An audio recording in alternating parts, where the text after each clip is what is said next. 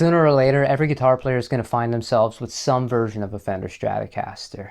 It's where I started off my journey as a guitarist. I bought an old 1982 Fender Japan JV Stratocaster 57 reissue, and I loved everything about it.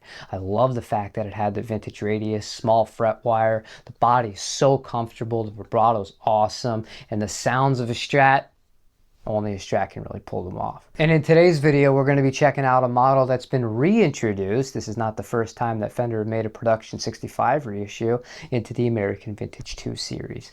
This one's the 1965 AV2 Stratocaster in Sonic Blue. When I saw the announcement that Fender were bringing this guitar back into production, I was really excited about it because I've always loved the transition period Fenders. My favorite reissue is an American Vintage 65 Jazzmaster, and this one has a few things slightly in common with it, and I really noticed it when I first held it in my hands. First being the aesthetic kind of thing. You have the transition logo on the headstock. You got a 3-ply eggshell pickguard moving away from the mint that you would traditionally find. Pure Vintage 65 gray bobbin pickups, and one smart thing that they did on this guitar that doesn't always come on American Vintage spec or vintage inspired instruments, the second tone control actually functions on the bridge, which is huge for a Strat player, especially if you want to cut through and add a little bit of gain onto it. But what really made this guitar and the original 65 reissues that were made from 2012 to 2017 in the American Vintage line is the neck profile itself. At the first fret, I took calipers and I measured it when I did my first string change, is 0.83, and at the 12th fret it was 0.99. If those numbers don't mean anything to you, basically the translation is it's got a 60C, but it fills your hand up a little bit more than something like the American Vintage 61 that's not going to have quite the same amount of taper onto it. You may love that, you may not love that, but for me, it's my favorite sort of neck profile. It's just so comfortable. The 65 reissue retains the gloss nitrocellulose finish that you would find on a 61 or 57 reissue, but you won't find on any of the 70s models reissues because that's just one of the changes that CBS eventually made with these guitars. Now, let's get right into some playing. I'm going to start off with the Fender Princeton Reverb. We're going to just kind of go for some clean tones. I'm going to splash on a little bit of the reverb because it just sounds so good. And we'll use a little bit of the drive from the Brown Amplification Protein.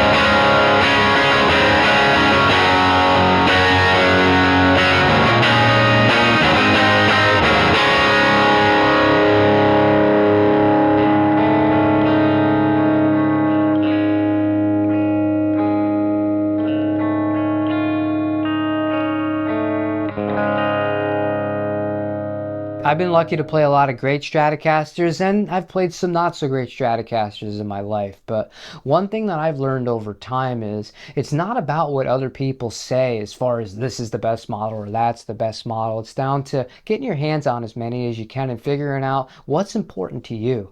This guitar nails some of the most important non-negotiable things that I look for in a great Strat. Outside of sounding fantastic, because you could always swap the pickups if you didn't love them, but you love the rest of the instrument, how it felt to play. I gotta have the vintage radius, and I gotta have the vintage frets, and preferably it's gotta have a neck that's just like this one, a little bit beefier compared to something that's a little bit thinner, like an older 62 reissue Strat.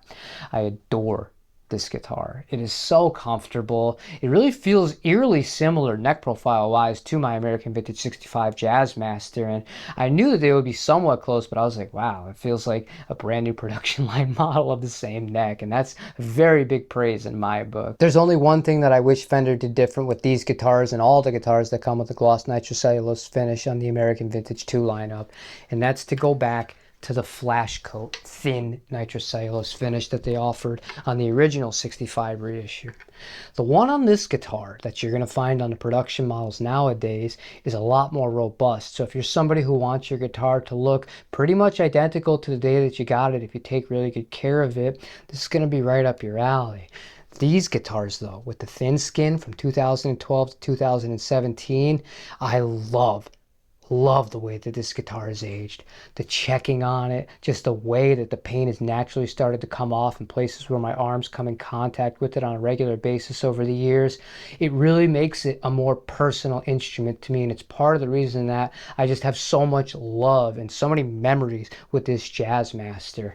This is not deal-breaking stuff. It doesn't impact the playability or anything like that, but I would love, if Fender's not going to put them into full production, why not go back to making some Fender special runs that you do offer them with? And if you do that, you got to offer this in surf green. I might make some bad decisions if you do, because surf green is the absolute best finish that you can get on a rosewood fingerboard Fender Stratocaster. That's it for today. If you enjoyed this video, you found it helpful, useful, and or entertaining, I encourage you to hit the like button, especially because you made it towards the very end of the video. It's the least you could do for me. I have affiliate links in the description if you're interested in this or any other gear that's available and music related. But thank you for watching, and have a great rest of your day. Take care.